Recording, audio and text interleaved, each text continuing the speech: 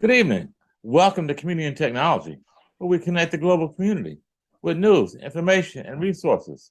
I'm Stu Reid, and here's my co-host, Dave Burstein. Hey, Dave. Hello. And we have a very special guest today, Orly Lobel, who is a Warren Distinguished Professor at the University of San Diego. And we're going to talk with extensively. But before we do that, Dave has some tech news for us. Dave, what's up? Well, I want to start with a personal one just because it's fun. We've talked on this show a couple of times about Dolly, the artificial intelligence that can generate a picture if you say something like Emperor without clothes 5G.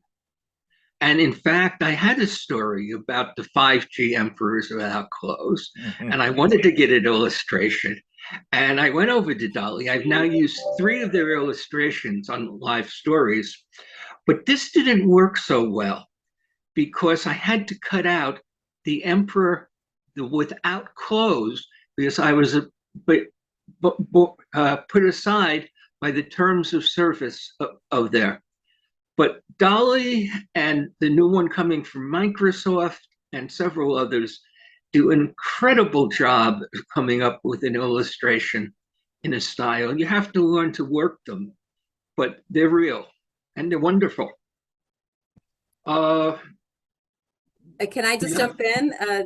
This is Orly. So yeah, no, I've been playing with Dolly as well, and I showed my students. It's been uncanny. I fed it like a really short description of my family with my 3 daughters, and I sent it to my 3 daughters, and they didn't believe that it was artificial intelligence and that I didn't give it an actual photo of us because it was just too close to how we perceived ourselves.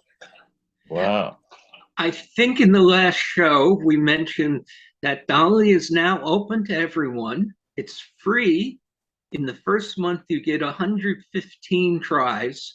From there on, you get 15 a month, and you have to pay if you want more than that. So it's going to be a great game for kids. Another news story that we actually anticipated. The EU, the European Union and the United States just cut a deal on moving data across the Atlantic. The European Union has some fairly weak rules on data privacy called the GDPR, but they're much stronger than anything we have in the United States. So the EU court said you can't send EU data to the United States, which Google was very unhappy about. I happened to talk about this with Pete Harrells in the White House and a Google guy, and they told me something that really surprised me, that the White House has agreed to have stricter limits on our security services and surveillance in order to meet the EU requirements. It's not so often that the White House gets involved in limiting our security services. The news just broke about the deal.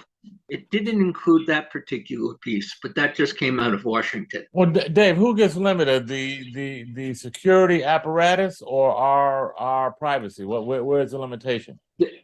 The security apparatus, which assumes that we have no right to any privacy de facto.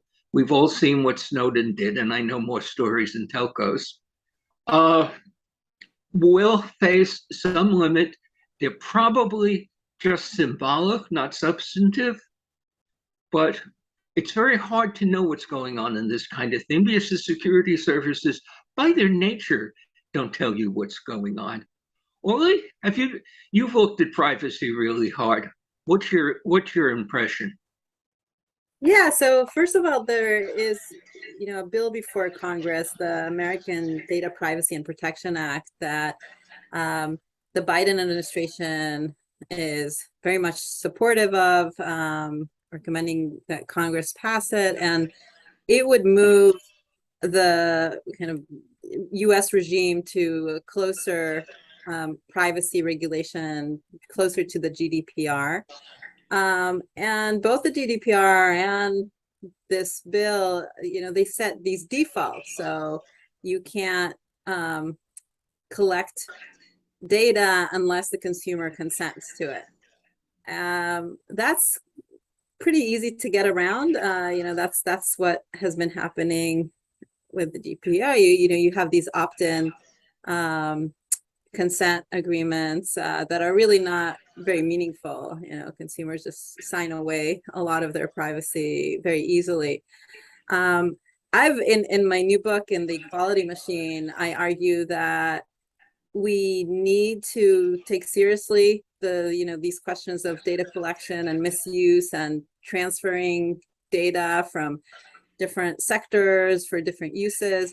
But I also have a much more balanced idea of what privacy does and how it may at times conflict with other things that we're trying to achieve, like fuller information, better monitoring, more health innovation, security, safety. So yeah, we can talk about it. I mean, Dave, I think you sound pretty concerned and on the stronger privacy protection side. I'm probably more balanced and more in the middle on this. And we'll get to your book in a few minutes, but let me bring in one story that will segue into your kind of work that just broke. BNSF, which I think has something to do with the railroads, has just been subject to a $95 million fine for fingerprinting prospective employees. Illinois has a, what do they call it? A biometric privacy law. The jury agreed that they had violated it because they did not get proper consent from all the employees who were fingerprinted. If employees just said, we're just told this is what you have to do. And people looking for a job generally go along with just about everything. And it was $5,000 per employee in the class action. I suspect that one is interesting and ties into your book as well. Yes, so very much so.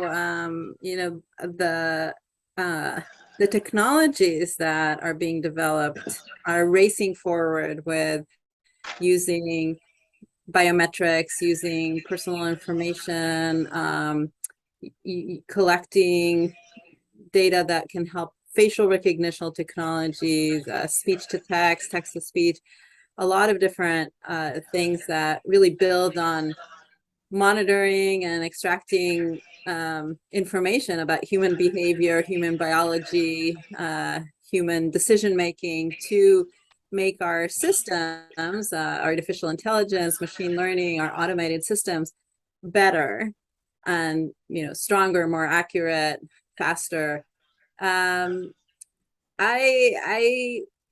look at a lot of these processes in the new book, in The Equality Machine, and I look at some of the trade-offs of whether we should be concerned about biometric data collection, why when, why, and also what are the potential and promises of kind of having more of an optimistic and constructive discussion here of there's also a lot of good that AI systems can bring us, and a lot of kind of inclusion and more diversity. And so that's kind of the idea of the equality machine, that I know that there's a lot of fear about data collection. So in this case that you mentioned, it's about fingerprints and employees. And the lawsuit is about employees not having given their consent in advance to having their fingerprints collected by this large employer, and there's a large settlement.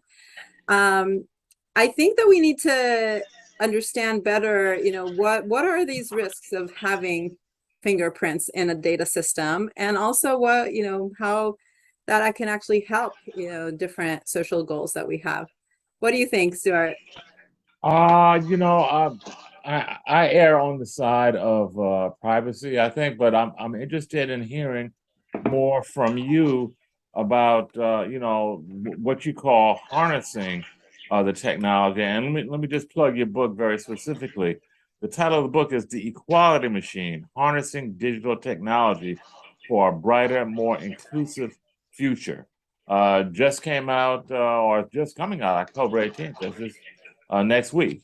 The author is here with us, Orly Lobel, and it looks like you postulate ways that we can use the technology to kind of empower and make society more inclusive. I'd like to hear some of your thoughts. In particular, I see you use some behavioral experiments. I'd like to hear, what kind of experiments did you do? Yeah. So first of all, just to say that erring on the side of privacy is really what we've been seeing. So in terms of the defaults of contemporary tech policy, the bills that are currently before Congress, the Illinois law that says do not collect. So there's a lot of kind of those negative liberties of do not collect and our information, personal information, biometrics, sensitive information. And what I show in the book is really very broad in looking, there's chapters about health, about employment, hiring, pay equity, even our dating lives, our intimate, our domestic relations, care, robots. Orly, let me interrupt you and ask you to go into the specifics on 2 or 3, because on the radio, that's the best way to communicate. Give us a few of the examples you're referencing. Right. So let's take an example of bots, social bots, robots that are introduced in low-income neighborhoods and schools that are schools with underprivileged communities, kids that really don't have a lot of access to a good teacher-student ratio.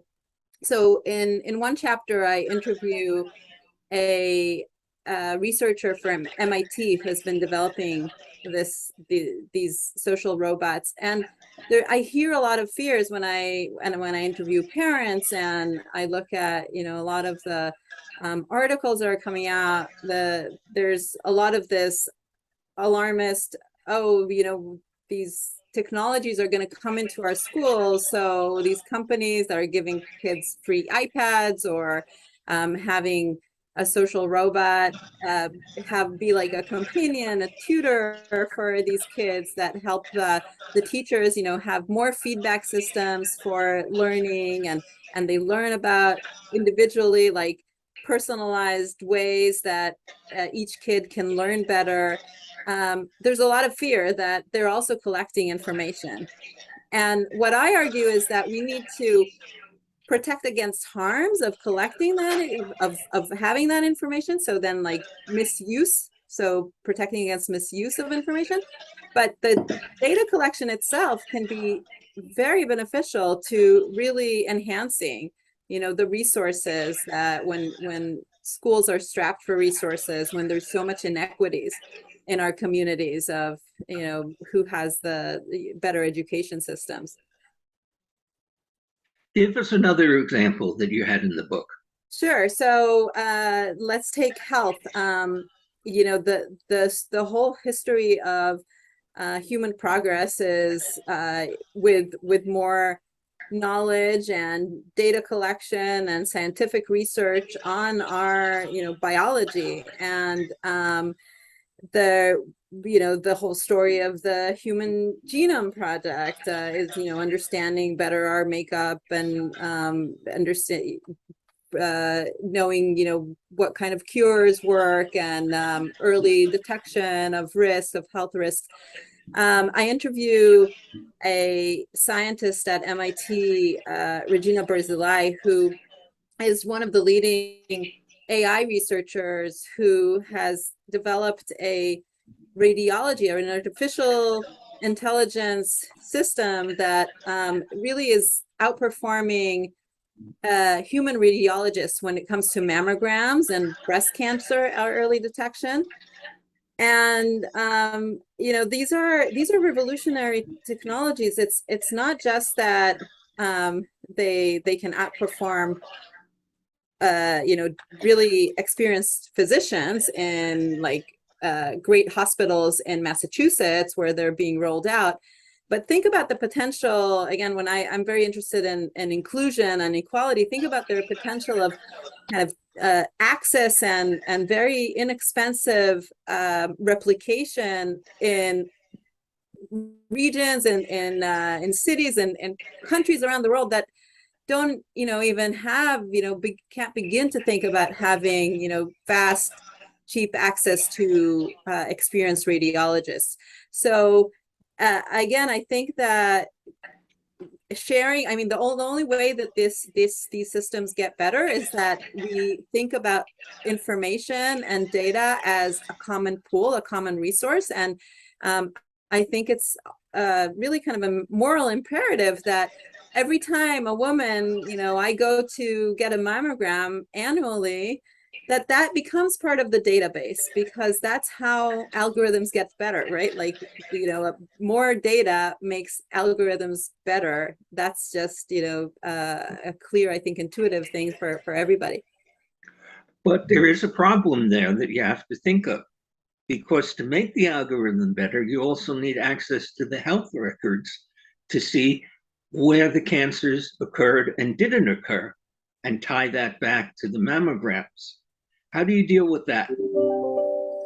Yeah, absolutely. And that's actually one of the big fails, I think. And again, when I interview these scientists, I think I've been hearing a lot from the researchers in these health data fields that partial data and also not connected data systems, exactly like you say, Dave, of, you know, you have like in some files about like what were the results and the treatments and, you know, the continuous care for patients. A lot of it is not even digitized. And then there are kind of in a separate data pool, there's the imaging and, you know, data about that. And think about the potential of connecting all of those. And you would have to tell me more about what are the risks when those are connected, because I think, again, it's intuitive that the more we can study in an interconnected way, like the whole kind of stage of care and you know, the way that our systems have been effective or ineffective and finding cures and treatment, that's, you know, that's the great fuel for health innovation and better care. Well, I was involved in something like that 35 years ago, back when artificial intelligence and machine learning wasn't working, but it was the same principle. I was doing a lot of reporting about AIDS. This would have been about 85 and 87. And the people with the age group, GMHC and AMFAR, got together to create a database where AIDS patients voluntarily came in and put in all the health data that they had in order for researchers to figure out things. And it was one of the causes that many people jumped onto that time in the community. That's the spirit, I think, that you'd like to see here. The fear is that you get back to the health insurer, who discreetly gets rid of you whenever possible if you have any problems. And how you decide that and how you regulate that, I have no answers or expertise. I think that's an absolutely right way to frame it, that we, on the kind of front end, we can understand our collective responsibility to learn more for getting our systems better, getting our, you know, access to health. But you can tell the same stories again about education, about getting more accurate assessments and in the labor market and jobs, but then being fully committed as a society to an equality principle that does not, allow you to exclude somebody with, preconditions or, risks, health risks that would be, kind of easy targets to not insure them. And that's what I'm arguing. That's kind of a next step, and that's a separate policy issue from just putting all our eggs, so to speak, in the privacy prevention of data collection. We need we need the Affordable Care Act. We need universal healthcare systems. There are examples around the world of countries that do this really well, actually. It turns out that the countries like Scandinavian countries that do have universal healthcare and do have social benefits that are, more equally distributed and kind of more distributive justice in terms of income and security, social security. They also are more able to pool these, studies and have collective databases on our information because they don't have that inherent fear of, like, what will the private market do to us when they figure out our differences. So I'm kind of unpacking those two different questions from a policy perspective and also from our just moral commitments and what we really fear. What is it that we really fear when we're talking about intrusion upon our, private spaces? Publish. Go ahead, Stu. No, I was just gonna say we got to take a brief break here. Where this is going really well. I'm really excited to hear more from our distinguished guest, who is Professor Orly Lobel. A recent book just coming out this week, The Equality Machine: Harnessing Digital Technology for a Brighter, More Inclusive Future. And her notion that we need to really kind of turn things upside down in terms of our thinking about privacy. So anyway, this is a Community Technology Reid. We'll be right back after a brief break. Stay tuned.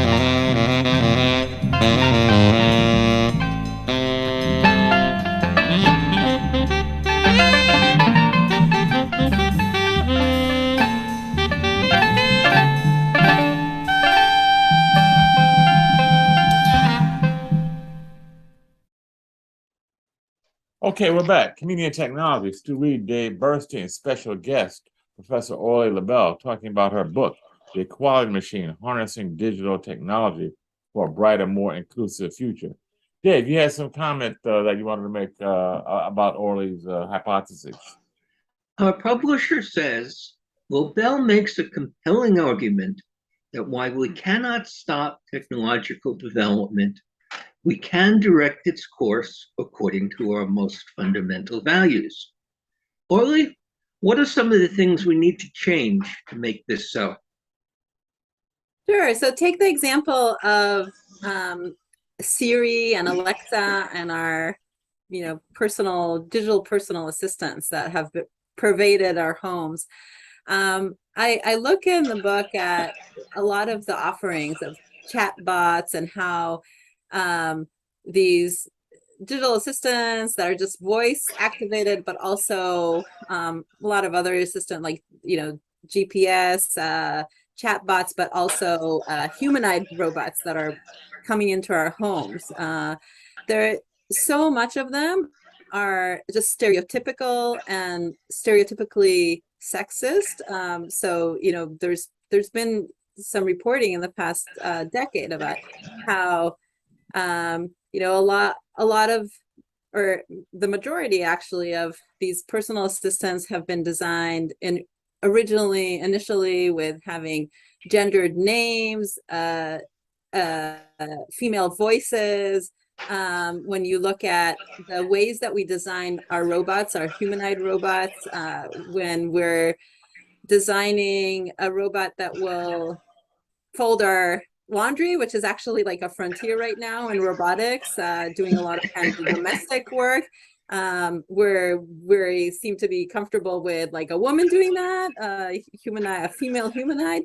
And when we're designing surgeons, like robots that will perform surgery or will be in the military or do those kind of stereotypically male positions, we design them in those ways. And that's just one example of, technology is so liberating in that it really is artificial, and it's up to us to challenge, long-standing stereotypes that have been with us for as long as, humans remember themselves. And, we have histories of just having these binaries and gendered and racial stereotypes that have been very difficult to shed.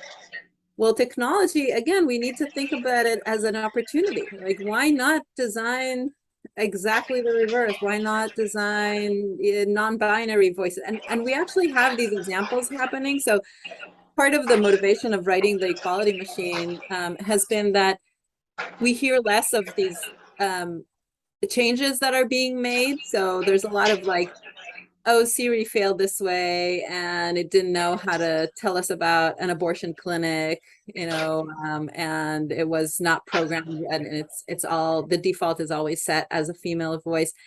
But I actually show that there's been responsiveness from and changes made. I'll give you one example with the Google algorithm. That's, it's really opaque. We don't know how exactly it operates because it's proprietary. Google doesn't tell us like what images, when you're Googling something, how they're going to be prioritized. But in my research, I replicate some of the past reportings on how if you Google CEO and just general Google browser, it used to be that it was all like the first 10 pages of the Google images would all be men, white men, right? And it's actually no longer. Google seems to have been responsive to a lot of that discontent. And, we have agency as humans and human designers of algorithms to change and to challenge those, just like, ways that the algorithm, so there's one way to tell the algorithms just show what the majority looks like, and then you're going to just replicate and amplify past discrimination. But there are other ways to say, like, have a representative imaging, and that really subverts, what our expectations maybe are, and it helps, it's part of the solution rather than being part of the problem. Stu, Orly has about 10 minutes. Why don't you come in with your thoughts? Oh, I like what you're saying, but I still have a lot of fear. You talk about stereotypes, Orly, but so much of that is based on historical precedent. Where folks have been exploited for years. I'm speaking for Black people in particular. Back to the Tuskegee experiment and stuff that still continues on in the prison system, where we are experimented on and data is collected on us, often in secret, often under duress, often without our real consent or without our informed consent. And I guess what you're saying to me sounds good, but until so much in the power structure has to change. Dave's example where the insurance companies, I don't know how you change their motivation where they no longer are looking at the bottom line and no longer want to drop folks that have disabilities, that have issues, that have health problems. I don't know how you change that dynamic. And you're talking about the algorithms and kind of changing them. Well, you got to change who writes them. You got to change the motivation of the folks who writes them. So to me, it's a big mindset change, and in many ways, societal change has to change in order for what you're talking about to work. That's just my own historical perspective and historical paranoia on trusting on trusting that the technology is going to be used in ways that help us. Yeah, absolutely. So Stu, I completely agree, and I really like the way that you frame it, that technology is a tool and it's not going to change underlying power structures without the will and without adequate regulation and participation. And that's just so true, that if we're just mindlessly letting it for-profit interests, concentrated markets decide for us, then yeah, we're going to just see replication of past interests and the people in power benefiting.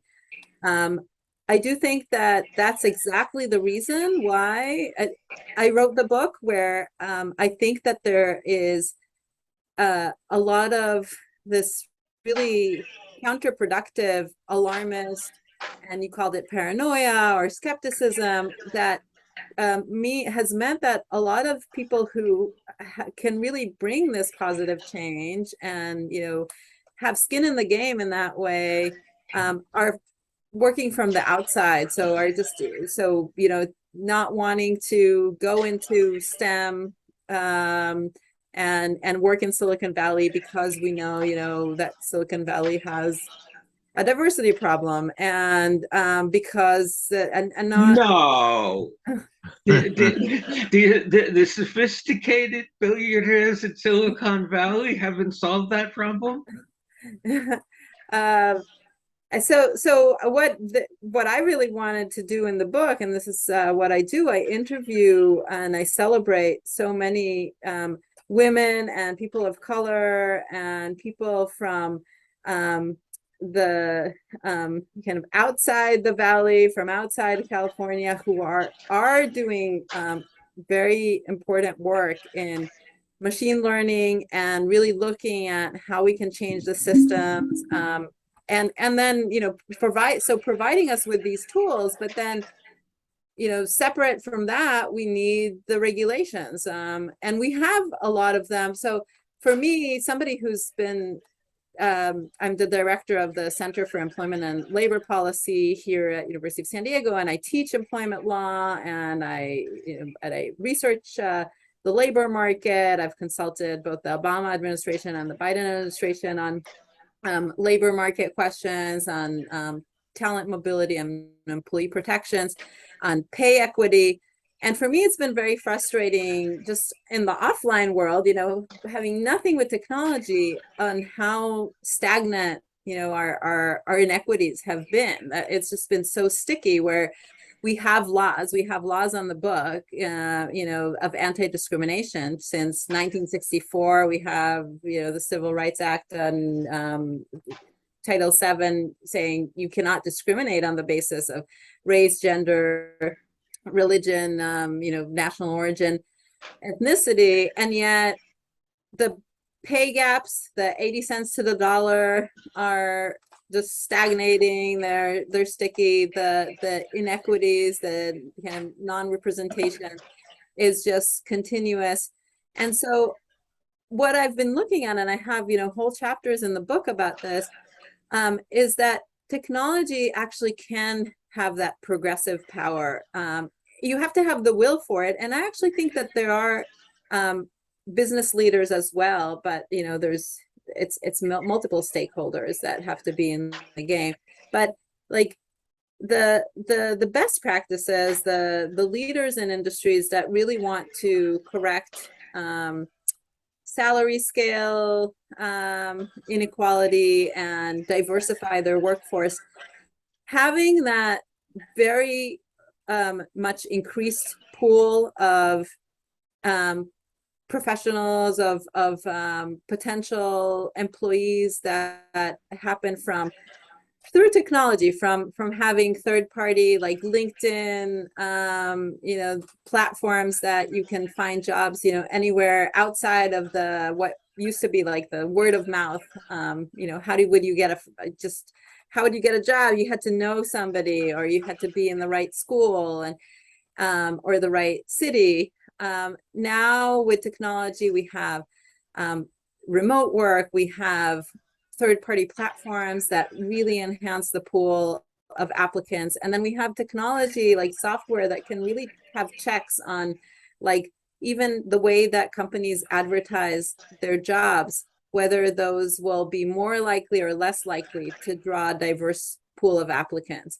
And so those are all really promising, examples. It's not to say that, if somebody wants to discriminate, or the bad actors will be, just kind of magically. I exactly agree with Stu that we have to be very, very cautious and skeptical about the willingness of the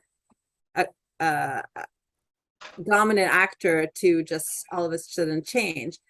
But I think these are tools that can help regulators. They can help people with the real will to create changes, to monitor, to audit, and to show all of us how there are so much win-win from leveraging technology and kind of getting systems to be better.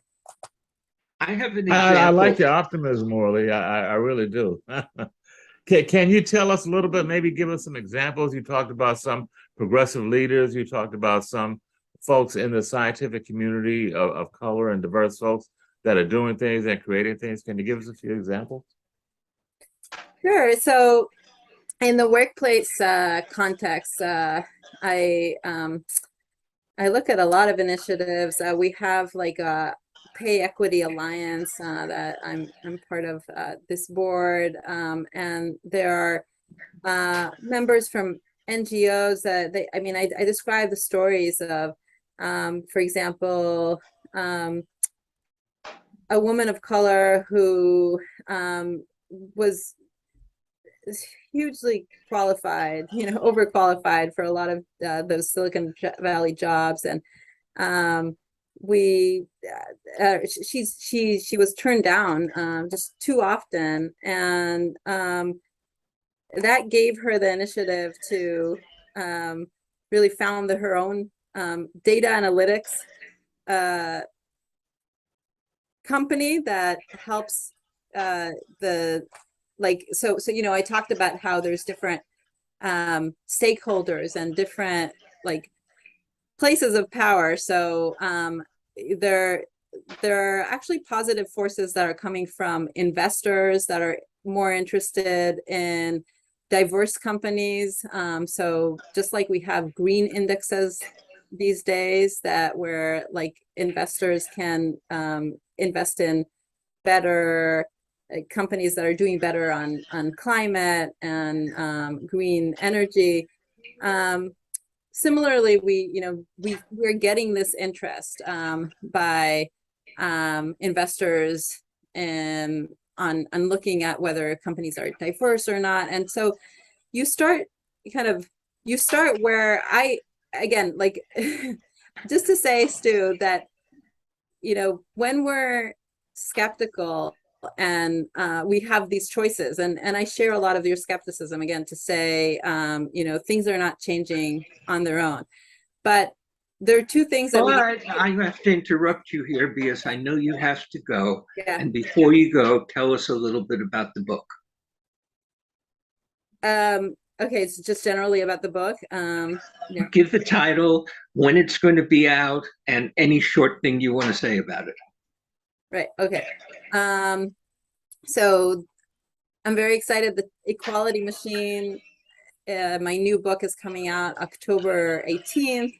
It was just reviewed by Science Magazine. That was very exciting, calling it a masterful analysis. And really, I told the story and the many stories in the book to celebrate the potential of technology and to be much more nuanced and kind of have a richer discussion that's responsive to so much of the alarmist and dystopian stories that are out there.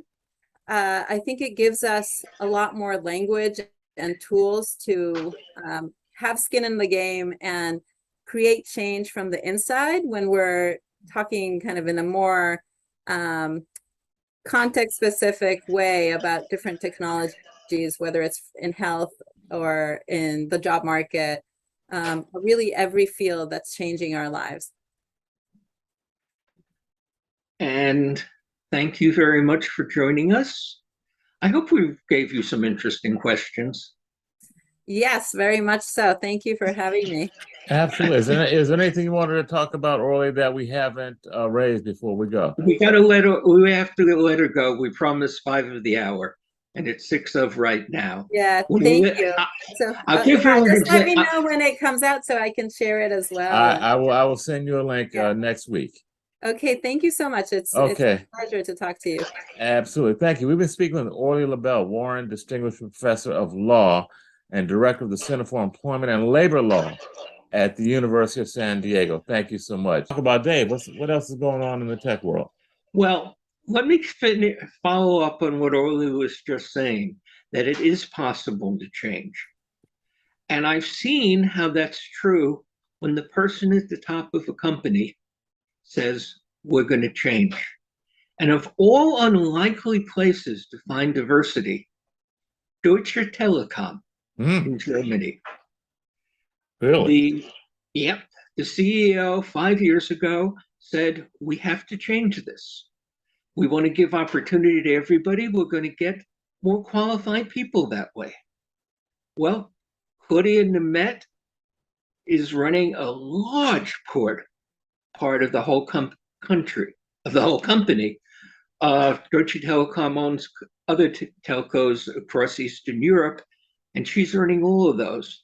And I think she just got switched to being in charge of the German network itself. Mm-hmm. The last CTO was a Korean, who was hired away from Korea Telecom, in fact. And 2 of the senior tech executives I've recently seen there are Pakistani. Mm-hmm. And that's all happening because the guy at the top thinks it's the right thing to do and the right thing for the company, because it gives you access to many more qualified people. Well, that's encouraging to see that happening, because it's kind of rare. It's rare enough that I notice it. Verizon is doing a little bit of that. They have a few women in senior roles in technology, which is very rare in technology. Last number I saw was 13%. And I bet at least a third of the top technologists at Verizon are women. I've met them. On the other hand, things are rough other places. Big layoffs at Intel, and they're probably coming next at Facebook. Now, why is Intel there? What's going on? Is that the chip market, and is the world market shrinking, or competition, or what's going on there?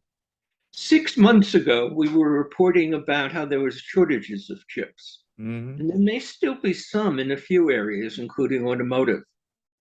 But about May, that started changing. And by a month ago, the bottom fell out of the chip market. Intel makes the chips in most PCs. I think they still are beating AMD. Yeah, they are. And PC sales are down 15% this year. So Intel is not selling as many chips as they intended to. Facebook is hurting because competition is working. Very rare when you're up against internet giants. But TikTok is taking away enough users that Facebook is having a decrease in membership. And they're going to have to adjust to that. Zuckerberg thinks he's going to solve this with the metaverse. That's a whole nother show we can talk about. Yeah. TikTok is Chinese owned, is it not? TikTok is Chinese owned. And in fact, there are now 2 countries with internet giants that are scaring everybody else. The US, of course, which is why things like digital sovereignty are so big, because most of the world doesn't want the US earning everything. But China has protected its own market. And its market is very large. The economy is probably bigger than the US now. That allows companies not merely to start, but to grow, and to grow big enough that they can start competing with the giants from the United States, like Facebook. That's happening in electric cars. BYD is now outselling Tesla. It just started moving in, and with a profitable business in China, it can grow, and has just started moving heavily into Europe, where it sold 600,000 electric cars delivered over 5 years to a big German rental company, and is signing up dealers across the continent. There is a huge advantage to scale in most industries, which means that if you are, for example, Nigerian and want to make a video service, it's going to be hard as heck to compete with Netflix and with Amazon. And we're seeing that for around the world, where local video services in places like South Africa are losing. The interesting exception coming up, and I'll end after this, is India. India also has a substantial economy. It hasn't been particularly protectionist, but it has a number of leaders, the industry leaders, who have gotten very rich. They've also had a huge movie industry for decades, have they not? Yep. And when Reliance Jio wanted to introduce and sell their phones and their 4G and now 5G service, they brought all the Bollywood stars on. And they've added to that a full video service that is doing quite well, because they have 400 million customers on Jio 4G, the most important story in world telecom in the last decade. India now has more people on the internet than the United States and Western Europe put together, And India, which has always been a proud country and has always had a strong, well, yes, has always had a strong entrepreneurial class going back to the 15th and 16th century before England took over, is using its large market to, and the wealthy companies to grow, and are successfully beating the Americans mostly in the Indian market. Jio has designed its whole 5G system, which is now starting to deploy, all done in India. And Jio says they're now looking to export that to other countries. Mm-hmm. But there's still strong dominance by 4 or 5 companies. We all know the names, and it's really unfortunate. Yeah. And with that, I think it's time to sign off. Yeah, I think it is.